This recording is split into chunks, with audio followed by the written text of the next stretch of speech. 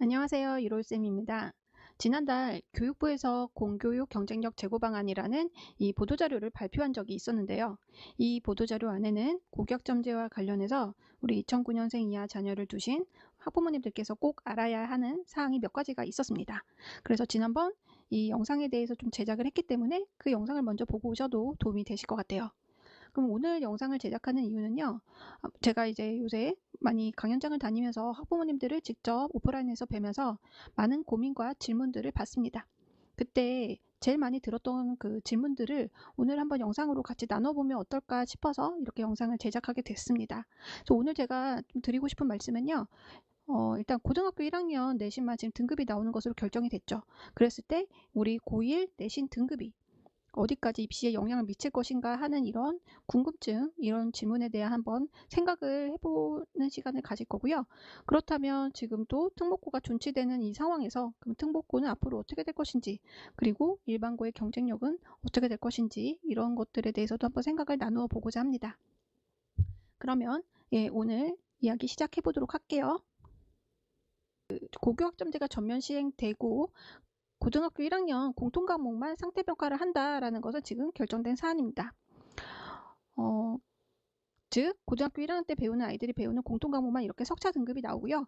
아이들이 고등학교 2학년부터 고등학교 3학년 때까지 선택하는 일반 진로 융합 이런 과목들은 선택이라고 이름 붙인 모든 과목들은요. 등급이 나오지 않습니다. 즉 고1만 상대평가를 하고 눈으로 보여지는 숫자인 등급이 찍힌다는 것. 그래서 이 고1 내신이 주는 의미, 그 중요성은 지금보다 더 커질 것은 예상이 되는 일이죠. 그래서 이것이 오히려 사교육을 더 유발시키는 계기가 되지 않을까 하는 우려가 되는 부분도 있다고 지난번 제가 말씀드렸습니다. 그래서 강연을 나가보면요. 그럼 이 고1 내신이 대입까지 엄청난 영향을 주지 않겠느냐 이렇게 생각하시는 분들이 되게 많으신 것 같아요.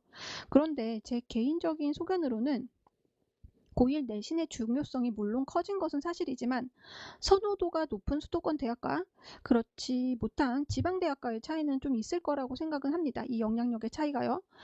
일단 교육부에서 주최한 2028 대입 개편안을 위한 4차 포럼에서도 수도권 대학은 학종을 선호합니다.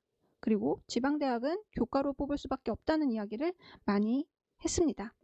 그래서 주로 교과 전형으로 선발해야 하는 지방대학에서는 고1에 내신이 유일하게 등급이 나오기 때문에 지금보다 더 영향력이 커진 것은 맞는 얘기일 것 같습니다. 그러나 학생들이 선호하는 수도권 대학들은 내신의 변별력이 사라지기 때문에 현재와 같은 교과 100으로는 학생 선발이 쉽지 않게 됩니다. 그래서 제가 이번에 출간한 고교학점제와 진로 코칭이라는 책에 한 파트 이런 내용을 좀 실은 내용들이 있어서 오늘 좀 같이 소개를 좀 해드릴게요. 수시의 변화에서 가장 많은 변화가 예상되는 것이 학생부 교과 전형인데요. 2025년 고교학점제가 전면 시행되면 앞서 살펴봤듯이 모든 선택 과목은 성취평가제인 절대평가를 하기 때문에 내신의 변별력이 약해져 학생부 성적을 정량적으로 평가하는 학생부 교과 전형은 지금과 같은 형태로는 지속되기 어려울 수 있습니다. 그렇다면 결국 학생부 교과 전형도 교과 성취도와 함께 학종처럼 과목 이수 내용, 교과 학업 수행 내용이 평가에 반영될 가능성이 높다는 예측이 힘을 얻고 있습니다. 최근에도 교과 100으로 내신 성적으로만 정량적으로만 평가하던 학생부 교과 전형에 서류를 반영하여 선발하는 대학이 다음과 같이 증가하는 추세입니다.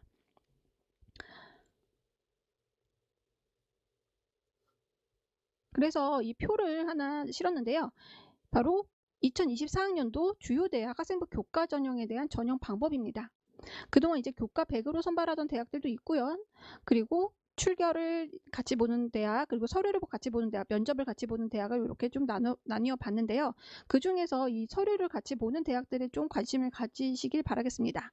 그동안은 2022학년도에는 고려대, 동국대, 성균관대 정도가 교과 전형에 서류를 반영했었습니다. 2022학년도에는요. 그러다가 2023학년도에는 건국대가 서류평가를 반영하기 시작했고요. 경희대도 교과 종합평가를 도입하면서 계속 이제 서류를 평가하는 대학들이 늘어나게 됐어요. 그리고 2024학년도 5월에는 지방거점 국립대학인 경북대, 부산대까지도 교과 전형의 정성평가를 반영하게 됐습니다. 그리고 여기서 주목해야 될 대학이 바로 한양대인데요. 한양대는 그동안 교과 100으로 줄곧 학생들을 뽑던 학교였어요. 최저도 없이요. 그러다가 2006년생이 입시를 치르는 2025학년도부터는 이 교과 전형이 좀 변화를 하게 됩니다. 즉, 내신 성적에 플러스 교과 정성 평가를 10% 반영하고 수능 최저까지 적용을 하게 되는 것이죠. 그렇기에 상위권 대학들은요, 고1 내신 등급만 좋다고 무조건 이 학생이 우수한 학생이라고 판단하기가 어렵습니다. 그래서 지금처럼 교과의 서류, 최저, 면접 이런 것들을 붙여서 아이들을 뽑을 가능성이 크다는 것이죠. 그렇기 때문에 고1의 내신이 무조건 대입에 큰 영향을 미친다라고 말하기는 어렵다라고 좀 저는 생각할 수 있을 것 같아요. 그러면 또 이제 한편으로는 고2와 고3 때 다 성취평가를 하게 되니 그 신뢰도에 대한 이제 걱정들이 커지는 것은 사실입니다. 그래서 지난번 그래서 보도자료에는 이 성취평가 신뢰도 제고 방안에 대한 내용도 들어가 있습니다. 공통점검 기준을 마련하고요. 학교 자체, 교육 외부 점검단 이렇게 3단계 점검 평가관리센터를 설치하고 운영하겠다라고 하는 내용도 명기가 되어 있습니다. 그래서 고1 내신에 대한 부분은 여기까지 말씀을 드리고요. 이제 두 번째로는 자사고, 외고, 국제고, 존치 결정에 대한 문제입니다. 그래서 그 보도자료 안에는 외고와 국제고의 특목고 지위를 유지한다. 그러니까 결국 자사고, 외고, 국제고는 살아남았다는 것이고요. 그리고 기존 국제고와 외국어를 이제 어떻게 보면 통합한 형태인 국제외국어고라는 새로운 특목고도 등장할 수 있을 것 같다는 그런 예견도 듭니다. 이게 가칭이라고 써져 있지만, 그래서 국제고와 외국어가 통합된 형태로 전문 교과를 운영하는 그런 학교가 등장할 수 있을 것이다. 이렇게 예견할 수 있겠죠. 그렇다면 올해 자사고, 외고, 국제고의 경쟁률은 어땠을까요? 네, 제가 이렇게 그 기사에 몇 개 헤드라인만 가져와 봤는데요. 주요 10개 자사고 경쟁률 5년 만에 최고치, 새 정보 메시지 영향, 또 내신 절대평가 발안의 자사고 경쟁률 껑충, 2023 외고 경쟁률 30개국 1.13대 1, 8년 만에 상승, 국제고 경쟁률도 좀 상승했다 이런 기사가 보이죠. 그러니까 전체적으로 경쟁률이 상승한 것으로 나타났습니다.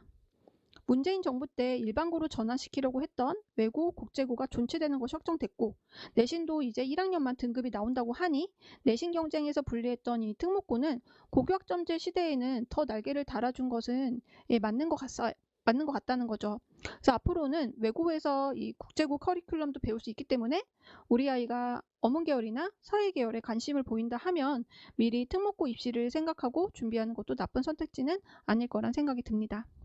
그리고 지금 추세라면은 이렇게 계속해서 외고, 국제고, 자사고의 경쟁률은 매년 증가하지 않을까 하는 추측도 어느 정도 가능해 보이고요.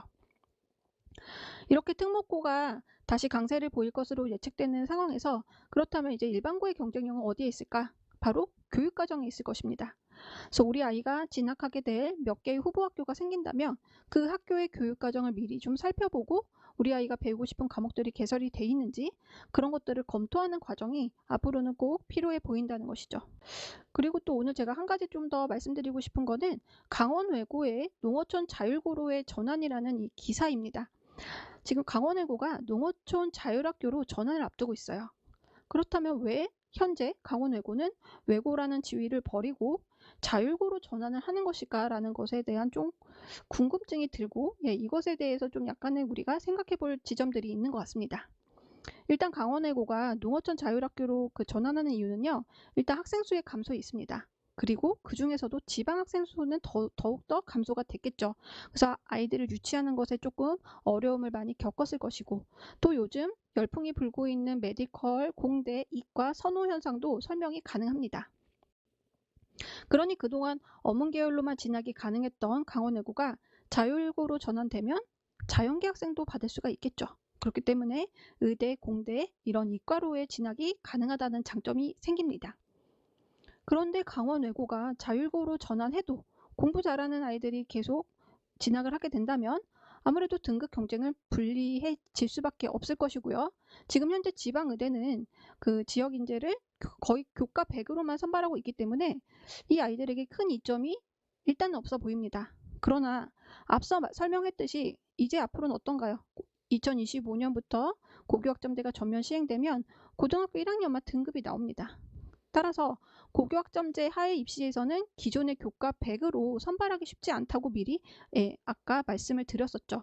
따라서 앞으로 지역 인재 전형도 대부분 교과와 학종이 합쳐진 형태로 입시가 바뀐다는 것으로 가정을 한다면 강원외고의 자율고로의 전환이 나쁜 선택지가 아니라는 것이죠. 그래서 실적이 좋지 못하고 학생 유치가 어려운 외고들은 이렇게 강원외고처럼 이과형 자율고의 형태로 변한다던가 아니면 국제외고와 외국어가 합쳐진 국제 외국어로 이렇게 전환이 된다던가 하는 모습이 나타날 것이라고 좀 조심스럽게 예측을 해볼 수 있을 것 같습니다. 지금 현재 중3까지는 어느 정도 입시가 결정이 됐어요. 그래서 지금 하는 대로 흔들림 없이 가면 됩니다. 하지만 문제는 지금 2009년생 이하의 자녀들인 거죠. 그래서 2009년생 이하 자녀를 두신 현재 중학교 2학년 이하를 두신 자녀를 두신 부모님들은 불안하실 겁니다. 아직 수능도 어떻게 될지 결정이 안 됐고 2028 대입 개편안도 6월까지는 어느 정도 윤곽이 나온다고 했는데 계속 미뤄지고 있죠. 그래서 저도 답답하고 참 많이 불안합니다. 하지만 모두가 같은 상황이라는 것을 좀 생각하시고 지금 우리 아이가 공부하는 것에 학습 결손이 없도록 계속해서 점검하고 체크해 주시고 그리고 우리 아이가 내가 어떤 사람이고 나는 어떤 걸 좋아하는지 나에 대한 이해를 좀 할 수 있고 진로에 대한 고민을 중학교 때까지는 할 수 있는 시간이 충분히 좀 있었으면 좋겠어요. 그래서 입시는 아는 만큼 보인다고 생각을 해요. 그리고 또 지금처럼 교육정책과 입시가 매년 바뀌는 상황에서는 더욱더 우리 아이를 위해 관심의 끈을 놓치시면 안 될 것 같습니다. 그래서 저는 계속해서 꾸준히 교육 정보의 불균형이 없도록 그 명확함을 돕도록 제 자리에서 제가 할 수 있는 노력들을 하겠습니다. 지금까지 시청해 주셔서 감사하고요. 지금까지 도움이 되셨다면 구독과 좋아요, 알림 설정도 부탁드려요. 감사합니다.